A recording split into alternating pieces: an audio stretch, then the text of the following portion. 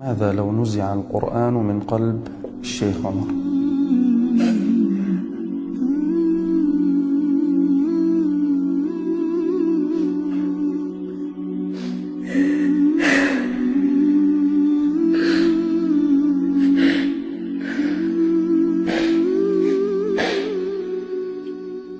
أنا لا شيء من دون القرآن، حرفيا أنا لا شيء من دون القرآن.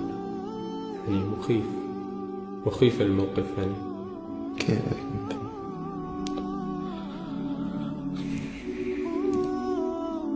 فإذا نزع هذا الروح فالإنسان ميت، يعني ماذا يفعل من دون القرآن؟ يعني سنكون في ضياع. والله ستكون حياة بلا معنى. والله لا حياة بدون القرآن يا سيدي، لا حياة. يعني أنا أحفظ القرآن منذ فترة من الزمن، لكن عندما أفتح المصحف وأقرأ في صفحة من صفحاته يعني أستشعر النور والطمأنينة والسكينة، مع أني أحفظه لكن فيه البركة وفيه الزاد. وخير جليس لا يمل حديثه وترداده يزداد فيه تجملا، كما ذكر الإمام الشاطبي رحمه الله. هذه عبرة وعظة أبلغ من أي قول والله حصلت عليه أو سمعته. اللهم ثبت القرآن في قلوبنا. لست حيا بدون القرآن يا شيخ، لست حيا بدون القرآن، لا أستطيع أن أعيش بدون القرآن.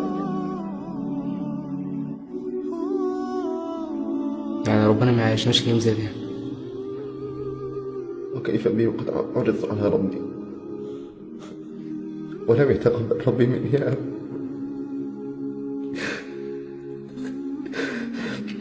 كيف وقد حشرت يوم القيامة وأدعى على رؤوس الأشهاد ويقال لي اذهب إلى النار فأنت أول من تسعر بهم النار. قد قرأت لي يقال قارئ وقد قرأت وقد قيل فيزجني في النار. والله لولا أن ألطاف الله جل وعلا ورحماته معي في كل وقت وحين.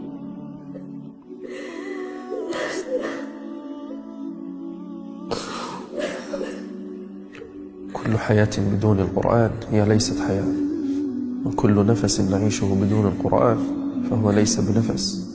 فلولا توفيقه ومعيته ورحمته ولطفه وعنايته ما كنت لأكون هنا. إن شاء الله عز وجل لا يكتب علينا أن نكون من الأشقياء ولا من. سبحان الله، عندما يعيش الإنسان مع القرآن يجد البركة في حياته.